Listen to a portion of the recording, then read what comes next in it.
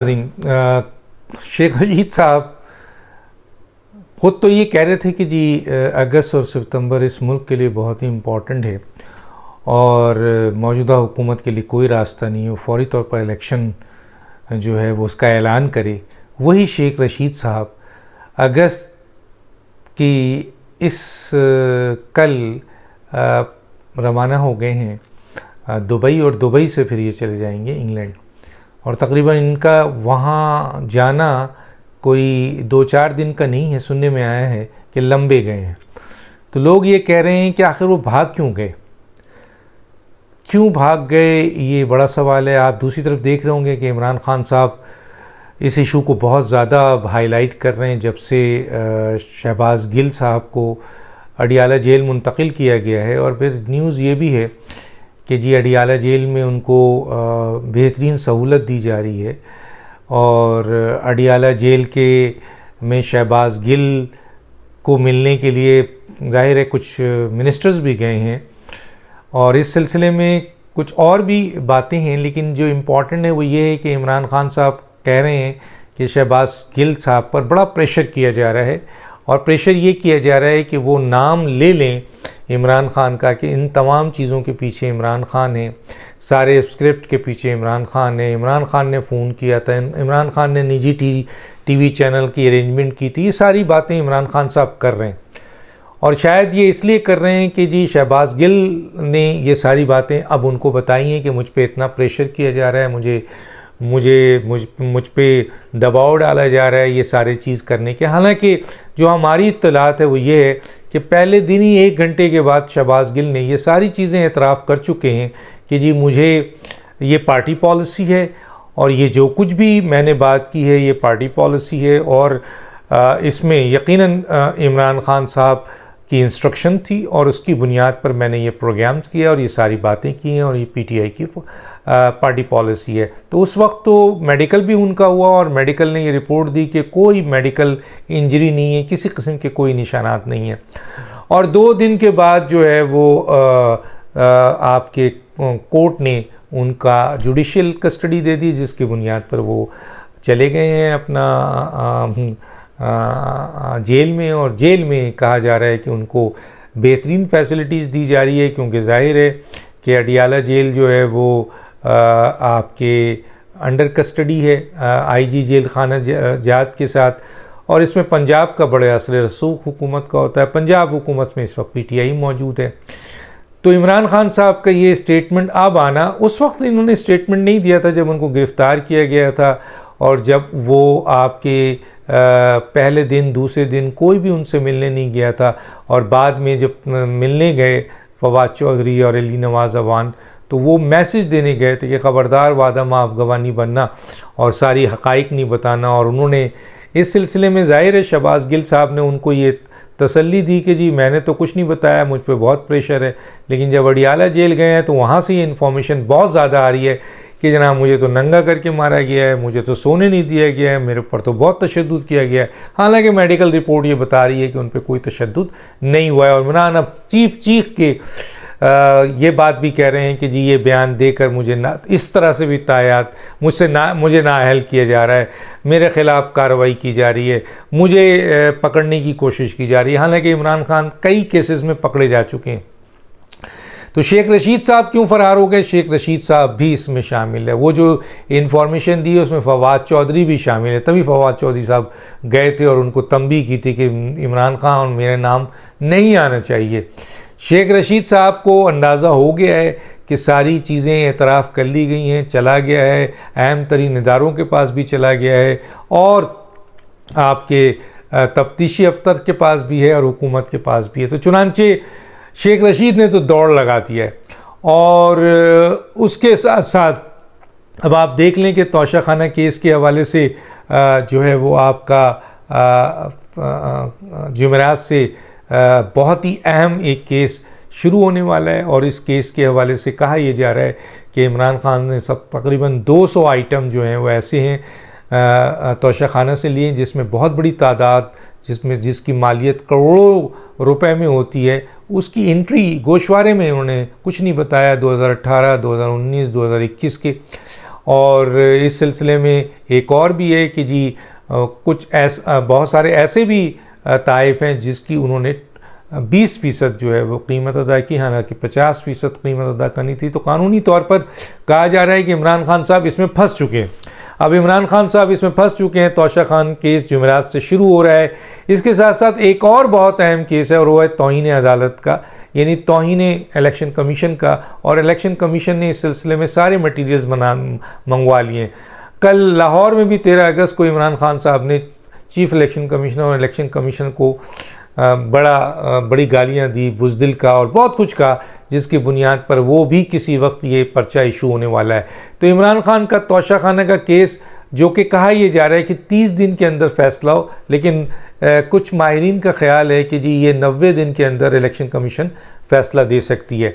तो इस सूरत हाल में जो है वो इमरान खान के लिए सितंबर बहुत ही इम्पॉर्टेंट है। तो ये कहा जा रहा है कि सितंबर बहुत इंपॉर्टेंट है। एक तरफ कहा जा रहा है कि नवाज़ शरीफ सितंबर में आ रहे हैं, दूसरी तरफ कहा जा रहा है कि नाअहलियत इमरान खान की सितंबर में आ जाएगी, क्योंकि वो केस भी एक तरफ रुका हुआ है जो कि इलेक्शन कमीशन ने इस्टेब्लिश किया है फॉरेन फंडिंग का, और फेडरल गवर्नमेंट ने उसको रेफरेंस भेजना है या वो केस को लेकर सुप्रीम कोर्ट जाना है तायात नाइली के लिए। और सारे ग्राउंड इसमें फिक्स हैं, सारी चीज़ें मौजूद हैं, क्योंकि इसमें इन्वेस्टिगेशन तो खुद स्क्रूटनी कमेटी इलेक्शन कमीशन ने किया है। स्टेट बैंक ऑफ पाकिस्तान के जो के डॉक्यूमेंट्स एंड प्रूफ मौजूद हैं। इसमें तो अकबर एस बाबर साहब के डॉक्यूमेंट्स से कहीं ज़्यादा स्टेट बैंक ने डॉक्यूमेंट्स दिया है। इसके साथ साथ आपके स्क्रूटनी कमेटी ने पूरी उसकी इंक्वायरी इन्वेस्टिगेशन की। इलेक्शन कमीशन ने एक जुडिशियल प्रोसेस किया, पूरा मौका दिया इमरान खान को कि उनके वकील इस केस को साबित करें कि ये जितनी भी डॉक्यूमेंट्स हैं ये सब गलत हैं और इमरान खान साहब बिल्कुल सही हैं। तो उनको पूरा मौका देने के बावजूद वो साबित नहीं कर सके, बल्कि मुख्तलिफ अदालतों में जाकर केस रुकवाने की मेहनत ज़्यादा की। तो इलेक्शन कमीशन जैसे आइनी इदारे ने जब ये केस इस्टेब्लिश कर दिया है कि इमरान खान साहब सादिक और अमीन नहीं है, झूठा हलफनामा दिया है, खाइन है, तो उसके बाद फेडरल गवर्नमेंट के लिए कोई इसमें फ़र्दर इन्वेस्टिगेशन चले, फ़र्दर इन्वेस्टिगेशन FIA को दिया है, उससे बहुत कुछ मिलेगा। लेकिन उस इन्वेस्टिगेशन से पहले जो इन्वेस्टिगेशन हो चुकी है और उसके लिए नाअहली का जो तलवार इमरान खान पे लटक रही है, उसके लिए सिर्फ सुप्रीम कोर्ट को अप्रोच करके इलेक्शन कमीशन में पाए जाने वाले सारे डॉक्यूमेंट्स और सबूत ही अगर सिर्फ फेडरल गवर्नमेंट दे देती है सुप्रीम कोर्ट को, तो सुप्रीम कोर्ट इस फैसले को रोक नहीं सकती।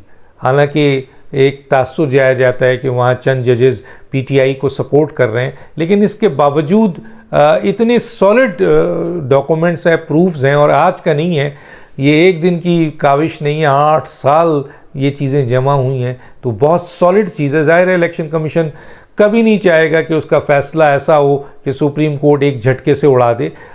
ये बात हम तक पहुँची है कि इतना सॉलिड डॉक्यूमेंट्स और इंफॉर्मेशंस और सबूत हैं और ये फ़ैसला इतना ठोक बजा के दिया गया है कि सुप्रीम कोर्ट इसको रिग्रेट कर ही नहीं सकती। तो इमरान खान साहब का की तायात नाअहली मौजूद है। तो सितंबर इस लिहाज से बहुत ही इंपॉर्टेंट है, और सितंबर इस लिहाज से कि एक जा रहा है एक आ रहा है। जा रहे हैं इमरान खान नाअहली के लिए, खुद भी कह रहे हैं, आप देख लें आज उन्होंने कहा है कि जी मुझे नाअहल करने की कोशिश की जा रही है। हालांकि वो ये बोल सकते थे कि जी मेरी तमाम तैयारी मैंने कोशिश की है नाअहली की और सब पकड़ी गई और मैं नाअहल होने जा रहा हूँ, बल्कि उन्होंने कहा है कि कोशिश की जा रही है कि उनको नाअहल कर दिया जाए, पूरी प्लान किया जा रहा है। इवन शहबाज गिल के बयान को भी मंसूब किया जा रहा है, हालांकि उसकी ज़रूरत भी नहीं है, क्योंकि तौशा खाना केस और फॉरेन फंडिंग केस इतना स्ट्रॉन्ग है कि उसी में उनकी नाअहली और सुप्रीम कोर्ट की जो है वो ऑर्डर के लिहाज से तायात नाअहली उनकी सितंबर में ड्यू है। उन्होंने कहा एक और साजिश हो रही है सितंबर में, तो यही हो रही है। उन्होंने कहा मुझे नाअहल किया जा रहा है।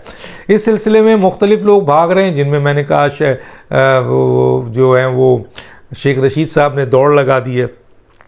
नवाज़ शरीफ के बारे में कहा जा रहा है कि जी उन्होंने भी फैसला कर लिया है कि वो आएंगे और वो अपने केसेस को फेस करेंगे। और इस सिलसिले में उनके आने के मकासद क्या हैं? उनके आने के मकासद ये हैं कि वो ये समझते हैं कि PMLN को इस वक्त नवाज़ शरीफ की ज़रूरत है, और अगर नवाज़ शरीफ साहब नहीं आते हैं इस मौके पे, तो नवाज़ शरीफ और PMLN को और उनकी बेटी मरीम को इसका ज़्यादा नुकसान पहुंचेगा, क्योंकि हुकूमत का रवैया और हुकूमत की हिकमत अमली बहुत बुज़दिलाना है। और ऐसी सूरत हाल में जो इत्तेहादी हुकूमत में दूसरी जमातें हैं उनको इतना नुकसान नहीं पहुंचेगा जितना नुकसान जो है वो PMLN को पहुंचेगा और पहुंच रहा है। तो नवाज़ शरीफ साहब को कहा जा रहा है कि उन्होंने इस चैलेंज को कबूल किया है और उस चैलेंज को कबूल करके पाकिस्तान आ रहे हैं और वो ये कहते हैं मैं अपने मुकदमात को ज़रूर फेस करूँगा। और इस सिलसिले में आपने उनके लीडर जावेद मलिक साहब की भी स्टेटमेंट सुनी। उन्होंने कहा कि हम किसी भी सूरत में नवाज़ शरीफ साहब को गिरफ़्तार नहीं होने देंगे, क्योंकि नवाज़ शरीफ साहब के खिलाफ़ जो केसेस बने थे